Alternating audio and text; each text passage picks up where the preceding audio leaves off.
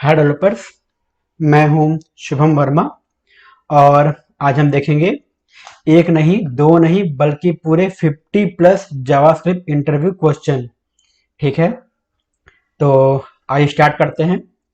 अच्छा, video start करने से पहले जो हमारी वेबसाइट है प्रोग्रामिंग पाथ डॉट इन, अगर आपने उसको विजिट नहीं किया है तो आप उसको जरूर विजिट करें, जहाँ पे आप जावास्क्रिप्ट के अलावा और भी बहुत सारे प्रोग्रामिंग के इंटरव्यू क्वेश्चन की तैयारी कर सकते हैं। For example PHP, MySQL, jQuery, CodeIgniter, React JS, Node JS और भी बहुत सारे जो हमारे प्रोग्राम्स हैं या फिर लाइब्रेरी हैं, आप उनकी तैयारी वहाँ पे जा करके कर सकते हैं। जो भी हमारी वेबसाइट की लिंक है या फिर जो हमारी और भी जो हमारी यूट्यूब की प्लेलिस्ट की लिंक है, मैं नीचे दे दूंगा डिस्क्रिप्शन में, तो आप जा करके वहाँ पे जरूर चेक करें। ठीक, तो आइए हम लोग आज की वीडियो स्टार्ट करते हैं।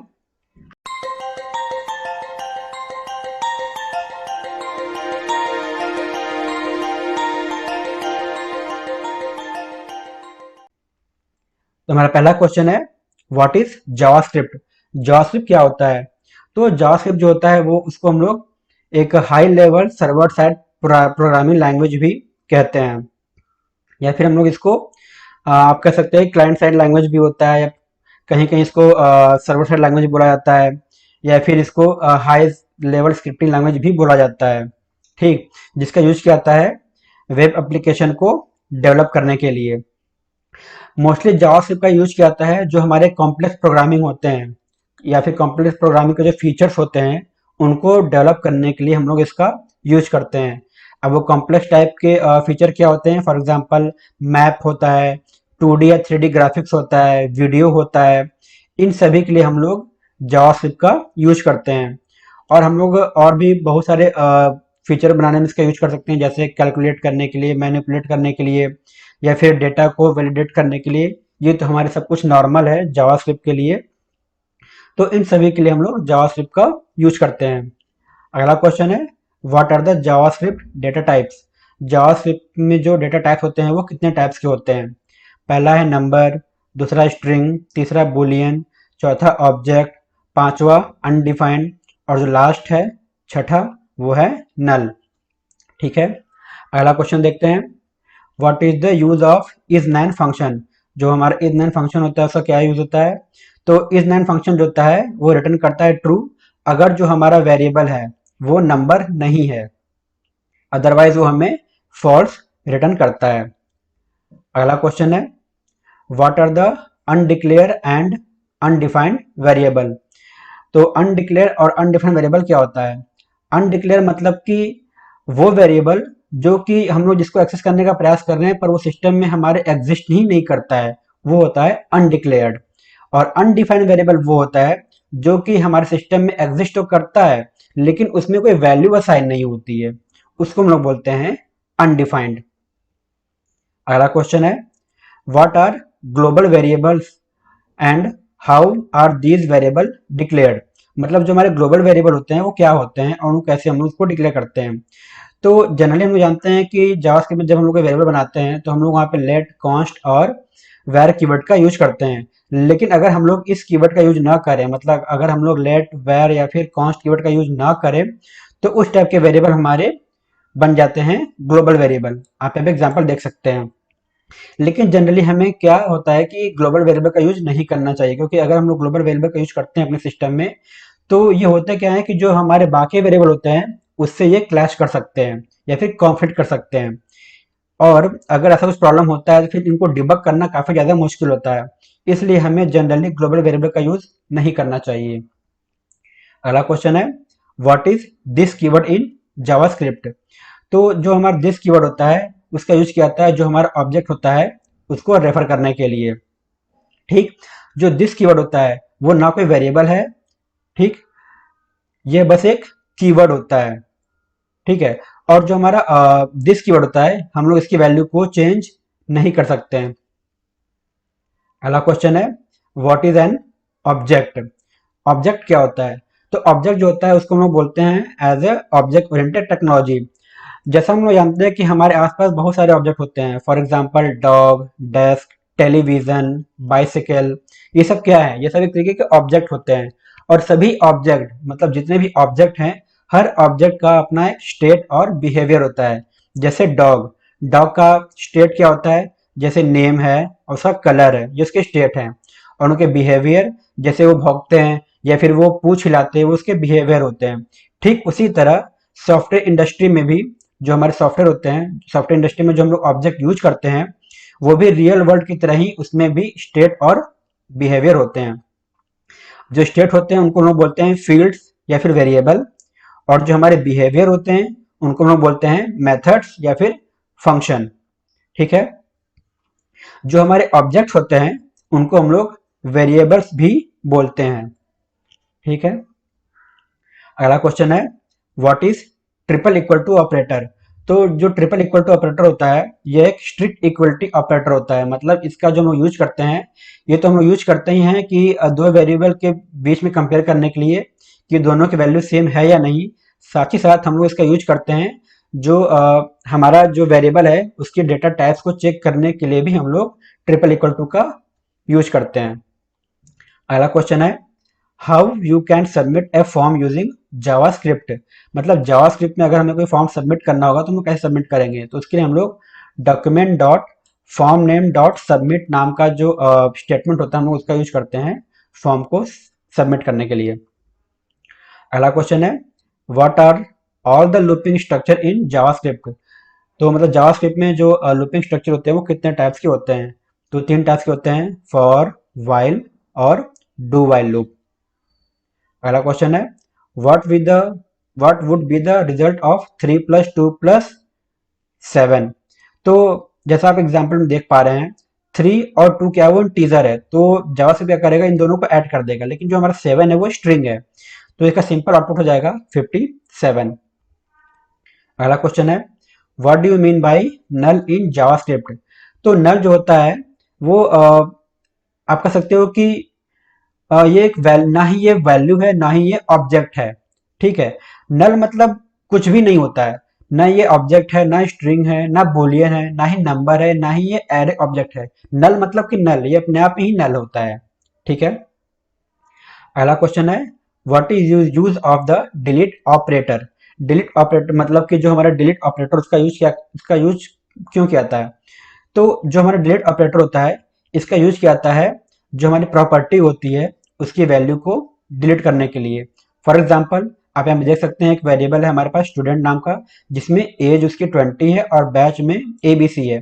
तो आप एग्जाम्पल में देख सकते हैं कि डिलीट ऑपरेटर का यूज किया गया स्टूडेंट से एज को रिमूव करने के लिए। तो अब हम लोग जब स्टूडेंट को प्रिंट कराएंगे तो हमें केवल बैच ही मिलेगा। ठीक। अगला क्वेश्चन है, what is an undefined value in JavaScript? Undefined value क्या होता है? तो सिंपल जैसे हम लोग जानते हैं कि अनडिफाइंड मतलब कि हम किसी ऐसे वेरिएबल को एक्सेस करने का प्रयास कर रहे हैं जो कि वेरिएबल एग्जिस्ट होता है लेकिन उसमें कोई वैल्यू नहीं होती है। ठीक है, तो वो होता है हमारा अनडिफाइंड। और दूसरा हम लोग और भी कह सकते हैं कि जो हमारा अनडिफाइंड होता है उसमें उसकी जो प्रॉपर्टी होती है वो एग्जिस्ट नहीं करती है। आप यहाँ पे उसका एग्जाम्पल देख सकते हैं कि हमने एक वेरिएबल एक्सेस किया लेकिन उस वेरिएबल में कोई भी वैल्यू नहीं है। अगला क्वेश्चन है, व्हाट आर जावास्क्रिप्ट कुकीज? तो जो हमारा जावास्क्रिप्ट कुकीज होता है वो नॉर्मल एक क्या होता है, टेक्स्ट फाइल की तरह ही होता है। ठीक है। अब जावास्क्रिप्ट कुकीज का यूज कैसे हम लोग करते हैं? तो फॉर एग्जांपल जैसे हम लोग क्या करते हैं, कोई वेब पेज एक्सेस करते हैं, तो वेब पेज क्या होता है, हमें वेब पेज ब्राउजर में दिखता है, उसके बाद जो उसका कनेक्शन होता है यूजर से वो कट हो जाता है। तो अब यहाँ क्या हो रहा है, प्रॉब्लम क्या हो रही है कि जो हमारा ब्राउजर है वो ठीक तरीके से यूजर से कम्युनिकेट नहीं कर पा रहा है। तो अगर हमें यूजर और ब्राउजर के बीच में कोई कनेक्शन बनाना है तो हम लोग कैसे बनाएंगे? उस चीज को सॉल्व करने के लिए हम लोग यूज करते हैं कुकीज। कुकीज क्या करता है कि यूजर और ब्राउजर के बीच में कम्युनिकेट क्रिएट कर देता है। मतलब ये होता क्या है कि जो भी यूजर का इन्फॉर्मेशन होता है, फॉर एग्जांपल उसका जो नेम होता है, उसका नेटवर्क होता है, उसके लोकेशन होता है, इन सभी इन्फॉर्मेशन को अपने पास स्टोर करके रखता है। ठीक है, इसलिए यूज किया जाता है कुकीज। और एक चीज और, अगर आपने अपने ब्राउजर पे अगर आपने कुकीज को डिसेबल कर दिया तो उस केस में जावा से कुकीज को हम लोग यूज नहीं कर पाएंगे। तो अगर हमको जावा से कुकीज का यूज करना है तो हमें अपने ब्राउजर पे कुकीज को इनेबल करना ही होगा। अगला क्वेश्चन है, what is break and continue statement. Break और कंटिन्यू स्टेटमेंट क्या होता है? तो जनरली हम लोग क्या यूज करते हैं, ब्रेक और कंटिन्यू कब यूज करते हैं? लूप के साथ। तो अगर हम लोग उस लूप में ब्रेक का यूज करेंगे तो ब्रेक क्या करेगा, उस करंट लूप से बाहर आ जाएगा। और अगर हम लोग कंटिन्यू यूज करेंगे तो कंटिन्यू क्या करता है कि जो हमारा करंट स्टेटमेंट होता है यह उसको बाईपास करके नेक्स्ट जो हमारा अगला स्टेटमेंट होता है वहां पे वो चला जाता है। अगला क्वेश्चन है, what are the two basics group of data types in JavaScript? तो जो हमारे जो बेसिक ग्रुप हैं वो क्या होते हैं? प्रिमिटिव और रेफरेंस। प्रिमिटिव में क्या होते हैं? नंबर और बुलियन। और जो हमारा रेफरेंस होता है उसमें क्या होते हैं? कॉम्प्लेक्स। उसमें क्या होते हैं? कॉम्प्लेक्स टाइप होते हैं, जस्ट लाइक स्ट्रिंग और डेट्स। अगला क्वेश्चन है, in how many ways we can create object in JavaScript? मतलब जावास्क्रिप्ट में हम कितने तरीके से ऑब्जेक्ट को क्रिएट कर सकते हैं? तो आप देख सकते हैं यहाँ पे आप एग्जांपल में, पहला हमारा है ऑब्जेक्ट लिटरल, दूसरा है हमारा ऑब्जेक्ट डॉट क्रिएट, तीसरा है हमारा कंस्ट्रक्टर फंक्शन, और जो आखिरी है मतलब जो चौथा है वो है ES6 क्लासेस। तो इन सभी की मदद से हम लोग जावास्क्रिप्ट में ऑब्जेक्ट क्रिएट कर सकते हैं। अगर आपको एग्जांपल देखना हो तो आप वीडियो पॉज करके आप यहाँ पे एग्जांपल देख सकते हैं। अगला क्वेश्चन है, what is the use of type of operator? तो जो हमारा टाइप ऑफ ऑपरेटर होता है वो क्या उसका यूज कब हम लोग कब करते हैं? तो जो हमारा टाइप ऑफ ऑपरेटर होता है उसका यूज हम लोग करते हैं जो हमारा जावास्क्रिप्ट में वेरिएबल होता है उसके टाइप को चेक करने के लिए। अगला क्वेश्चन है, which keyword are used to handle exception? जो जावास्क्रिप्ट में एक्सेप्शन आता है उसको हैंडल करने के लिए हम लोग किस कीवर्ड का यूज करते हैं? तो उसके लिए हम लोग ट्राई कैच फाइनली ब्लॉक का यूज करते हैं एक्सेप्शन को कैप्चर करने के लिए, फिर एक्सेप्शन को हैंडल करने के लिए। अगला क्वेश्चन है, what is variable typing? Variable typing में क्या होता है कि हम सपोज हमारे पास एक वेरिएबल है, हमने क्या किया है, पहले वेरिएबल में हम लोग हमने डिफाइन कर दिया इंटीजर, और ठीक उसी वेरिएबल में हमने क्या किया, बाद में स्ट्रिंग डिफाइन कर दिया। आप यहाँ पे एग्जांपल देख सकते हैं। हमारे पास एक जो वेरिएबल है उसमें पहले हमने डिफाइन किया इंटीजर, फिर हमने डिफाइन कर दिया स्ट्रिंग। तो इसको बोलते हैं हम लोग वेरिएबल टाइपिंग। ठीक। अगला क्वेश्चन है, what are the different type of error in JavaScript? तो जो हमारा जावास्क्रिप्ट में कितने टाइप के एरर्स होते हैं? तो 3 टाइप के एरर होते हैं। पहला है लोड टाइम एरर, दूसरा रन टाइम्स एरर, और जो तीसरा होता है वो है लॉजिकल एरर। तो लोड टाइम एरर में क्या होता है कि जब भी हमारा कोई वेब पेज लोड होता है उस समय अगर कोई सिंटैक्स एरर आता है तो उसको बोलते हैं हम लोग लोड टाइम एरर।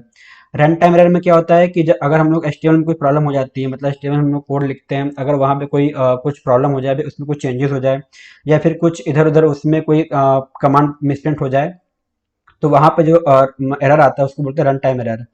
और जो लॉजिकल एरर होता है वो जो जो कोई डेवलपर कोई लॉजिक लिख रहा होता है, फॉर एग्जांपल अगर कोई सम का लॉजिक है, मल्टीप्लिकेशन का लॉजिक है, या कोई भी लॉजिक अगर लिख रहा होता है, अगर वो प्रॉपर लॉजिक उसका फॉलो नहीं होता है तो वहां पे हम लोग बोलते हैं कि ये एक लॉजिकल एरर है। ठीक है। अगला क्वेश्चन है, what is the use of push method in JavaScript? जो पुश मेथड होता है उसका हम लोग यूज करते हैं, जो हमारा एरे होता है, एरे में एलिमेंट को ऐड करने के लिए हम लोग पुश मेथड का यूज करते हैं। जो पुश मेथड होता है वो एरे में आखिरी के प्लेस में, मतलब लास्ट प्लेस में वैल्यू को या फिर एलिमेंट को ऐड करता है। इसमें हम लोग मल्टीपल एलिमेंट को ऐड कर सकते हैं। ठीक है। और ये क्या करता है, एरे के जो लेंथ होता है उसको चेंज कर देता है, और ये हमेशा हर बार एक नया एरे रिटर्न करता है। ठीक। अगला क्वेश्चन है, what is the unshift method in JavaScript? तो अनशिफ्ट मेथड जो होता है वो जस्ट लाइक हमारा पुश मेथड ही होता है। पुश मेथड में क्या होता है कि हम लोग जो भी एलिमेंट को ऐड करते हैं एरे में वो क्या होता है, आखिरी में ऐड होता है। लेकिन जो हमारा अनशिफ्ट मेथड होता है उसमें जब भी हम लोग कोई एरे में एलिमेंट को ऐड करते हैं वो क्या करता है कि वो उसको शुरुआत में ही ऐड कर देता है, मतलब बिगिनिंग, मतलब जो पहला प्लेस होता है वहां पे उसको ऐड कर देता है। ठीक है। अगला क्वेश्चन है, what is the strict mode in JavaScript and how can it enable? तो स्ट्रिक्ट मोड जो होता है उसका इंट्रोड्यूस किया गया था एक माई स्क्रिप्ट वर्जन 5 में। ठीक। और इसका यूज किया जाता है अगर हम लोग जावास्क्रिप्ट में कोई कोड लिख रहे होते हैं तो उसमें सिक्योरिटी प्रोवाइड करने के लिए हम लोग स्क्रिप्ट जो हमारा यूज स्ट्रिक्ट है इसको हम लोग यूज करते हैं। तो जो यूज स्ट्रिक्ट है यह कोई स्टेटमेंट नहीं है बल्कि यह एक लिटरल एक्सप्रेशन होता है। ठीक है। आप यहाँ पे एग्जाम्पल देख सकते हैं।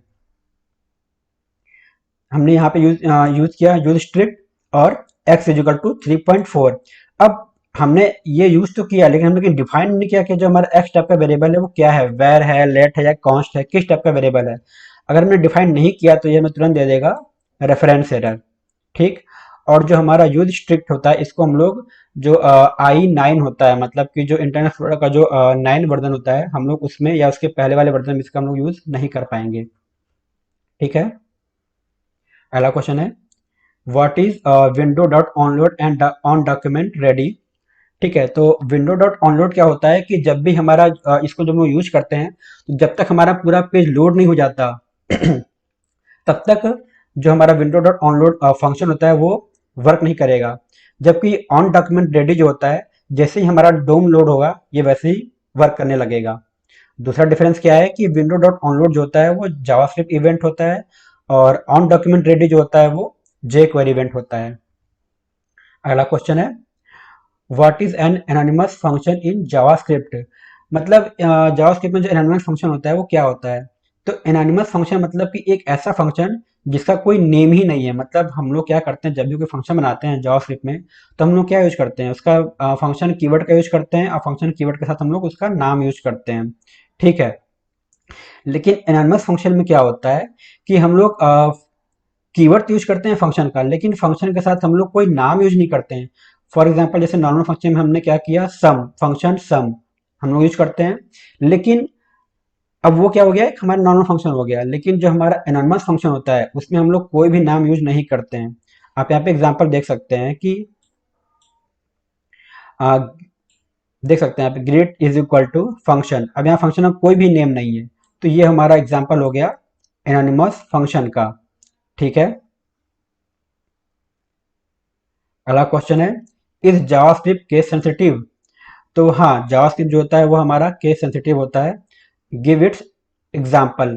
तो अब एग्जाम्पल हम लोग देख लेते हैं। For example, last name and last name, ये दोनों जावास्क्रिप्ट में एक अलग अलग वेरिएबल है। चाहे हमको स्ट्रिंग से भले ही सेम लग रहा हो, केवल एन कैपिटल है, लेकिन अगर हम उसको जब जावास्क्रिप्ट में यूज करेंगे तो जावास्क्रिप्ट इन दोनों वेरिएबल को अलग अलग काउंट करेगा। इसलिए हम लोग कह सकते हैं कि जो हमारा जावास्क्रिप्ट होता है वो केस सेंसिटिव होता है। ठीक। अगला क्वेश्चन है, what Boolean operator can be used in JavaScript. तो जावास्क्रिप्ट में कौन सी बूलियन ऑपरेटर को हम लोग यूज कर सकते हैं। तो एंड है और नॉट है। अगला क्वेश्चन है, what does the following statement declare. ठीक है, आप यहाँ पे देख सकते हैं इसका ये जो मेरा ये स्टेटमेंट होता है ये क्या बता रहा है। तो ये हम बता रहा है कि ये 3 डायमेंशनल एरे होता है। आप इसको ये मत कहिएगा कि ये मल्टी डायमेंशनल एरे होता है। जनरली हम लोग क्या करते हैं कि हम लोग 1 डायमेंशनल 2 डायमेंशनल के बाद सीधा हम लोग बोल देते हैं कि मल्टी डायमेंशनल। लेकिन यहाँ पे हम लोग इसको मल्टी डायमेंशनल नहीं बोलेंगे, इसको हम लोग बोलेंगे 3 डायमेंशनल एरे। ठीक। अगला क्वेश्चन है, व्हाट इज एकमा स्क्रिप्ट। तो एकमा स्क्रिप्ट का यूज किया गया था, या फिर आप कह सकते हो इसको इंट्रोड्यूस किया गया था 2015 में। तो इसको हम लोग ES6 या फिर एकमा स्क्रिप्ट 6 भी बोलते हैं। तो जो हमारा एकमा स्क्रिप्ट 6 होता है, ये 2009 में जो एकमा स्क्रिप्ट 5 आया था उसके बाद से ये सबसे बड़ा आप कह सकते हो कि जावास्क्रिप्ट अपडेट है। क्योंकि जावास्क्रिप्ट जो होता है वो हर बार कोई ना कोई नया अपडेट लाते रहता है। तो जो 2009 में जो जावास्क्रिप्ट ने अपडेट लाया था जिसको हम लोग ES5 बोलते हैं, और 2006 में जो वर्जन आया ES6, उन दोनों के बीच में काफी बड़ा अंतर था। ठीक। अगला क्वेश्चन है, न्यू फीचर्स इन ES6। तो आप देख सकते हैं इसमें कौन कौन से नए फीचर हैं। Let keyword, const keyword, arrow function जिसको हम लोग फैट एरो भी बोलते हैं, फॉर या of, map object, set object, classes, promises, function rest parameter, और एरे डॉट फॉर्म। और भी बहुत सारे फंक्शन है। ठीक है, लेकिन ये आप कह सकते हो कि ये कॉमन यूजेस फंक्शन है। ठीक। अगला क्वेश्चन है, what are the important JavaScript array method. तो जावास्क्रिप्ट में कौन कौन से एरे के जो मेथड होते हैं या फिर एरे का जो फंक्शन होते हैं जिनको हम लोग वाइडली यूज करते हैं। तो आप यहाँ पे देख सकते हैं, लेंथ है, प्रोटोटाइप है, रिवर्स है, शॉर्ट है, पॉप है, शिफ्ट है, पुश है, और अनशिफ्ट है। ये कुछ हमारे कॉमन मेथड होते हैं जिनका हम लोग यूज करते हैं। ये सभी एरे मेथड होते हैं। इनका डिफिनेशन आप आगे वीडियो को पॉज करके पढ़ सकते हैं। अगला क्वेश्चन है, what is JavaScript unit testing. तो जावास्क्रिप्ट में यूनिट टेस्टिंग क्या होता है कि जब भी हम लोग कोई ब्राउजर में जावास्क्रिप्ट रन कर रहे होते हैं तो हमारे ब्राउजर में सारे फंक्शन जो हमने लिखे हैं जावास्क्रिप्ट के वो प्रॉपर वर्क कर रहे हैं या नहीं। इसी चीज को चेक करने के लिए हम लोग जावास्क्रिप्ट यूनिट टेस्ट का यूज करते हैं। अगला क्वेश्चन है, what are some important JavaScript unit testing framework. तो जावास्क्रिप्ट में सबसे जो पॉपुलर फ्रेमवर्क है यूनिट टेस्टिंग के लिए वो कौन कौन से हैं। तो आप देख सकते हैं, पहला है यूनिट डॉट जेएस, अगला क्यू यूनिट, अगला है जैस्मिन, फोर्थ नंबर है कर्मा, फिफ्थ है मोचा, सिक्स है जेस्ट और लास्ट है एवीए। ठीक। अगला क्वेश्चन है, what is hosting in JavaScript. तो जावास्क्रिप्ट में होस्टिंग क्या होता है। होस्टिंग मतलब कि आप कह सकते हो कि हम किसी वेरिएबल को एक्सेस कर रहे हैं लेकिन वो वेरिएबल अभी वहां पे ना ही डिफाइन है ना ही डिक्लेयर है, और जब हम लोग उसको यूज कर लेते हैं या फिर जब हम लोग उसको एक्सेस कर लेते हैं उसके बाद हम लोग उस वेरिएबल को डिक्लेयर करते हैं। ठीक है, इसी को हम लोग बोलते हैं जावास्क्रिप्ट होस्टिंग। आप यहाँ पे देख सकते हैं। ठीक है, एक्स इजिकल टू 10, हमने अभी एक्स को कहीं डिफाइन नहीं किया, उसके बाद सीधा हम उसको यहाँ पे एक्सेस करने का प्रयास कर रहे हैं और उसके बाद अगर हम इसको यहाँ क्या कर रहे हैं, डिक्लेयर कर रहे हैं। तो अगर हमने इसको कॉन्स्ट में डिक्लेयर किया तो भी हमें एक एरर आता है, अगर हमने उसको लेट में डिक्लेयर किया तो भी हमें एरर आता है, लेकिन जब हमने उसको वैर में डिक्लेयर किया तो हमें कोई एरर नहीं आ पा रहा है, मतलब कोई एरर नहीं आ रहा है। इसका मतलब क्या हुआ कि हम लोग जावास्क्रिप्ट होस्टिंग जो होता है हम लोग लेट और कॉन्स्ट कीवर्ड के साथ परफॉर्म नहीं कर सकते। ठीक। अगला क्वेश्चन है, is JavaScript A statically typed और डायनेमिकली टाइप्ड लैंग्वेज। तो सबसे पहले ये जानते हैं कि स्टैटिकली टाइप और डायनेमिकली टाइप होता क्या है। तो फॉर एग्जांपल जैसे जावास्क्रिप्ट में हम लोग कोई वेरिएबल बनाते हैं, जैसे आप यहाँ पे देख सकते हैं var a is equal to 23 और var a is equal to hello world. तो यहाँ पे वेर एक मतलब ए क्या हुआ, हम एक वेरिएबल बना रहे हैं ए, और ए में हम लोग कोई भी मतलब वैल्यू असाइन कर सकते हैं, फिर चाहे वो स्ट्रिंग हो, फिर चाहे वो बूलियन हो, नंबर हो, या फिर किसी टाइप का भी हम लोग उसमें वेरिएबल मतलब वैल्यू असाइन कर सकते हैं। हमें यहाँ पे ये बताने की जरूरत नहीं पड़ती कि जो हमारे वेरिएबल है वो किस टाइप का होना चाहिए। आपने किसी और, जैसे फॉर एग्जांपल आई थिंक शायद जावा में ऐसा कुछ है कि जब भी हम लोग कोई वेरिएबल बनाते हैं तो हम लोग वेरिएबल बनाने के साथ ही हम लोग उसका टाइप डिफाइन कर देते हैं कि जो हमारा वेरिएबल है वो किस टाइप के वैल्यू को एक्सेप्ट करेगा। अगर हमने वेरिएबल को स्ट्रिंग बना दिया तो वो केवल स्ट्रिंग को ही लेगा, वो नंबर को नहीं लेगा, लेकिन जावास्क्रिप्ट में ऐसा कुछ नहीं होता है। ठीक है, तो इसी चीज को बोलते हैं, मतलब अगर हम लोग किसी वेरिएबल को बनाने के बाद अगर हम उसको डिफाइन कर दे कि हमारा वेरिएबल किस टाइप का है, ठीक है, तो इसी चीज को हम लोग बोलते हैं स्टैटिकली टाइप और डायनामिकली टाइप। तो जो हमारा, अब आते हैं मेन पॉइंट पे कि जो हमारा जो जावास्क्रिप्ट है वो क्या है। तो जावास्क्रिप्ट जो होता है वो हमारा डायनेमिकली टाइप्ड होता है, क्योंकि यहाँ पे कोई जरूरत नहीं पड़ती है वेरिएबल को डिफाइन करने की कि हमारा वेरिएबल किस टाइप का है, स्ट्रिंग है या फिर बूलियन या फिर नंबर है। ठीक। अगला क्वेश्चन है, explain higher order function in JavaScript. तो हायर ऑर्डर फंक्शन क्या करता है, मतलब इसमें ये क्या होता है कि accept function as parameter and return function. मतलब ये जो फंक्शन होता है ये किसी दूसरे फंक्शन को एज ए पैरामीटर लेता है और रिटर्न करता है एज ए न्यू फंक्शन। ठीक, आप यहाँ पे एग्जांपल देख सकते हैं। ठीक है। अगला क्वेश्चन है, what is callback function. Callback function क्या होता है। तो जो हमारा कॉलबैक फंक्शन होता है, function that is passed into another function as an argument. मतलब ये एक ऐसा फंक्शन होता है जो किसी दूसरे फंक्शन में एज एन आर्गुमेंट पास किया जाता है। ठीक, या फिर हम लोग किसी दूसरे एग्जांपल में कह सकते हैं कि एक ऐसा फंक्शन जो कि रन करता है किसी दूसरे फंक्शन के फिनिश होने के बाद, या फिर किसी दूसरे फंक्शन का जब एग्जीक्यूशन कंप्लीट हो जाता है तो उसके बाद ही ये फंक्शन हमारा रन करता है। इसको हम लोग बोलते हैं कॉलबैक फंक्शन। आप यहाँ पे एग्जाम्पल देख सकते हैं। ठीक। अगला क्वेश्चन है, व्हाट आर एरो फंक्शन। तो जो हमारा एरो फंक्शन होता है उसको इंट्रोड्यूस किया था ECMAScript 6 में। ठीक है, और जो हमारा एरो फंक्शन होता है आप कह सकते हो कि वो शॉर्ट सिंटैक्स होता है जो हमारा नॉर्मल फंक्शन होता है। अगर उसे कंपेयर करें तो ये हमारा शॉर्ट सिंटैक्स होता है। इस फंक्शन में हम लोग क्या करते हैं, जो हमारा जो फंक्शन होता है, मतलब जो हमारा नॉर्मल जो फंक्शन होता है, ठीक है, उसको हम लोग एज ए एक्सप्रेशन यूज करते हैं। और जो हमारा एरो फंक्शन होता है, मतलब इसको हम लोग फैक्ट एरो फंक्शन ही बोल सकते हैं। इस फैक्ट एरो फंक्शन में हमें रिटर्न कीवर्ड लिखने की जरूरत नहीं पड़ती है अगर हमारा स्टेटमेंट कीवर्ड सिंगल लाइन का को हो, और अगर सिंगल लाइन का कोड है तो ना हमें रिटर्न कीवर्ड लिखने की जरूरत पड़ती है और ना ही हमें यहाँ पे कर्ली ब्रैकेट लगाने की भी जरूरत पड़ती है। ठीक, आप यहाँ पे एग्जाम्पल देख सकते हैं।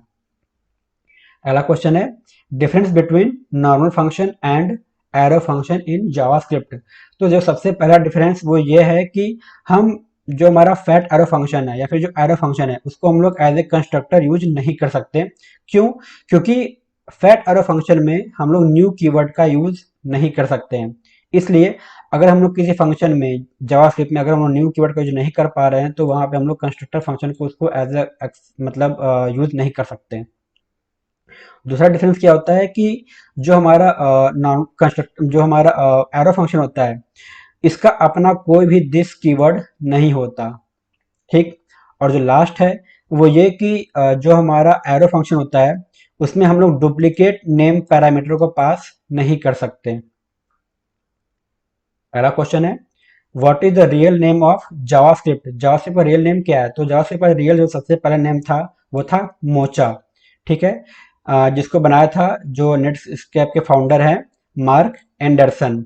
ठीक है, और सितंबर 1995 में इसको हम लोग बोलते थे लाइव स्क्रिप्ट। अब उसके कुछ ही महीने बाद दिसंबर 1995 में ही जो हमारा जो सन माइक्रो सिस्टम है उसने इसको ट्रेडमार्क कर लिया और इसका नाम हो गया जावा स्क्रिप्ट। ठीक है, अगला क्वेश्चन है what is the difference between undefined value and null value. तो अनडिफाइंड मतलब कि वही कि हम किसी वेरिएबल को एक्सेस करने का प्रयास कर रहे हैं लेकिन वो वेरिएबल हमारे सिस्टम में एग्जिस्ट नहीं करता है तो वो हो गया हमारा अनडिफाइंड वैल्यू। और नल मतलब कि वो वेरिएबल तो है लेकिन उसकी वैल्यू जो है वो नल हो। ठीक है, उसको हम लोग बोलते हैं नल वैल्यू। आप यहाँ पे एग्जाम्पल दोनों में देख सकते हैं, ये हो गया हमारा अनडिफाइंड और ये हो गया हमारा नल। ठीक है, अगला क्वेश्चन है how do you access history in JavaScript. तो जावास्क्रिप्ट में हिस्ट्री को एक्सेस करने के लिए हम लोग विंडो डॉट हिस्ट्री नाम का जो स्टेटमेंट होता है हम लोग उसका यूज करते हैं। इसमें हम लोग को क्या कर सकते हैं कि जो हमारा प्रीवियस और जो नेक्स्ट यूआरएल है होता है हम लोग इसको आसानी से इसमें एक्सेस कर सकते हैं। ठीक, अगला क्वेश्चन है what is design pattern in JavaScript. JavaScript design design pattern जो होता है वो क्या होता है? तो डिजाइन पैटर्न जनरली यूज किया जाता है मतलब किसी जब हम लोग कोई प्रोजेक्ट पहले जमाने में क्या होता था कि जब भी हम कोई डेवलपर अगर कोई जावास्क्रिप्ट यूज कर रहा है तो उस समय फ्रेमवर्क नहीं होता था। तो जब फ्रेमवर्क नहीं होता था तो प्रॉब्लम क्या होती थी कि हमें पता नहीं होता था कि हमें जावास्क्रिप्ट में क्या स्ट्रक्चर को फॉलो करना चाहिए। कोई भी कुछ भी स्ट्रक्चर फॉलो कर लेता था, कुछ भी प्रोजेक्ट बना देता था। लेकिन कुछ समय बाद जावास्क्रिप्ट मतलब एक डिजाइन पैटर्न इंट्रोड्यूस किया गया और ये लगभग हर ही मतलब जितने भी हमारे आप कह सकते हो कि प्रोग्रामिंग लैंग्वेज है सबने इसको एक्सेप्ट किया। मोस्टली ने एक्सेप्ट किया कि कितने टाइप के डिजाइन पैटर्न होने चाहिए और प्रोजेक्ट के अकॉर्डिंग हमें कौन कौन से डिजाइन पैटर्न को यूज करना चाहिए। तो आप यहाँ पे देख सकते हैं कितने टाइप के डिजाइन पैटर्न होते हैं। Constructor, module, revealing, singleton, observer, mediator, prototype, command, facade, factory, mixing, decorator और फ्लाईवेट, ये सभी हमारे डिजाइन पैटर्न होते हैं। अगला क्वेश्चन है what is singleton class in JavaScript. तो सिंगलटन क्लास जो होता है वो ऐसा क्लास होता है जिसको हम लोग केवल एक ही बार इंस्टेंस बना सकते हैं और दोबारा जब इसका इंस्टेंस बनाएंगे तो हमें एरर आएगा। मतलब हम लोग क्लास का क्या बनाते हैं और मतलब उसका इंस्टेंस बनाते हैं ना उसको उसके एक्सेस करने के लिए क्लास को। तो सिंगलटन क्लास वही होता है कि इस क्लास का मतलब जिस क्लास को हमने सिंगलटन डिफाइन कर दिया तो उसके बाद उस क्लास का हम लोग केवल एक ही बार इंस्टेंस बना सकते हैं, हम लोग उसका मल्टीपल इंस्टेंस नहीं बना सकते और इसका यूज किया जाता है सिक्योरिटी पर्पज से। तो ऐसे क्लास को हम लोग बोलते हैं सिंगलटन क्लास। अगला क्वेश्चन है different type of storage in browser. तो ब्राउजर में कितने टाइप के स्टोरेज होते हैं? तो cookies, local storage, session storage, index dB, web SQL और कैशे स्टोरेज, इतने टाइप के स्टोरेज होते हैं हमारे ब्राउजर में। अगला क्वेश्चन है what is undefined and not defined. तो अनडिफाइंड मतलब वही जैसा हम लोग अभी पढ़ते आ रहे हैं देखते आ रहे हैं कि अनडिफाइंड मतलब कि एक ऐसा वेरिएबल जिसको हम लोग एक्सेस करने का प्रयास कर रहे हैं। ठीक है, वो वेरिएबल सिस्टम में एग्जिस्ट तो करता है लेकिन उसमें कोई वैल्यू नहीं है। ठीक, वो हो गया हमारा अनडिफाइंड। और नॉट डिफाइंड मतलब कि हम लोग किसी ऐसे वेरिएबल को एक्सेस करने का प्रयास कर रहे हैं जो कि वेरिएबल हमारे सिस्टम में या फिर हमारे मेमोरी में एग्जिस्ट ही नहीं करता है, उसको हम लोग बोलते हैं नॉट डिफाइंड। तो अगर आप यहाँ पे देख सकते हैं, अगर वो वेरिएबल एग्जिस्ट नहीं करता तो हमें देता है रेफरेंस एरर, ठीक है, नॉट डिफाइंड। और अगर वो वेरिएबल एग्जिस्ट करता है लेकिन उसमें वैल्यू नहीं है तो वो देता है हमें एरर अनडिफाइंड का। अगला क्वेश्चन है different types of selector in JavaScript.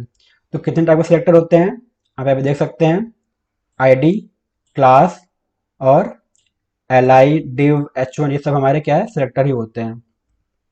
अगला क्वेश्चन है what is flat in JavaScript. तो जो हमारा फ्लैट होता है, मतलब ये क्या होता है कि एक इनबिल्ट एरे मेथड होता है जावास्क्रिप्ट में, जो कि क्या करता है कि जो भी हमारे सब एरे होते हैं उन सभी सब एरे को कंबाइन करके हमें एक न्यू एरे रिटर्न कर देता है। ये होता है हमारा फ्लैट, ठीक। अगला क्वेश्चन है types of data structure in JavaScript. JavaScript में कितने टाइप के डेटा स्ट्रक्चर्स होते हैं। तो पहला है एरे, दूसरा क्यू, तीसरा लिंक लिस्ट, चौथा ट्रीज, पांचवा ग्राफ्स और जो हमारा आखिरी है वो है हैश टेबल्स, ठीक है। अगला क्वेश्चन है how can we clone JavaScript object. मतलब कितने टाइप से हम जावास्क्रिप्ट में क्लोन को बना सकते हैं। तो तीन तीन टाइप से हम लोग जावास्क्रिप्ट में क्लोन को क्रिएट कर सकते हैं, फिर क्लोन को बना सकते हैं, ठीक। पहला है हमारा स्प्रेड ऑपरेटर, दूसरा है असाइन मेथड, ठीक, तीसरा है जेसन डॉट पार्स। आप यहाँ पे उसका एग्जांपल देख सकते हैं, ये हो गया हमारा स्प्रेड ऑपरेटर, ये हो गया हमारा असाइन कीवर्ड, ये हो गया हमारा जेसन जेसन सॉरी ये हो गया हमारा जेसन डॉट पार्स। तो इतने तीन तरीके से हम लोग जावास्क्रिप्ट में ऑब्जेक्ट का क्लोन बना सकते हैं, ठीक। तो अगर आपको वीडियो पसंद आए तो प्लीज़ हमारे वीडियो को लाइक और शेयर जरूर करें, और साथ ही साथ हमारे चैनल को जरूर सब्सक्राइब करें। और हाँ, नीचे कमेंट में जरूर बताएं कि आपको ये वीडियो कैसा लगा। अगर आपको ये वीडियो अच्छा लगे तो जरूर कमेंट में लिखें, जिससे हमें भी मोटिवेशन मिलेगा इस तरीके के और वीडियो बनाने के लिए। और भी जो भी हम आगे वीडियो बनाते रहेंगे तो उसमें भी हम लोग प्रयास करेंगे कि इसी टाइप के एक वीडियो ऐसा बनाया जाए जिसमें हम लोग सारे क्वेश्चन को कंबाइन कर सकें और एक ही वीडियो में हम लोग उन सभी क्वेश्चन को कैप्चर कर सकें, ठीक है। आपका वीडियो देखने के लिए बहुत बहुत धन्यवाद।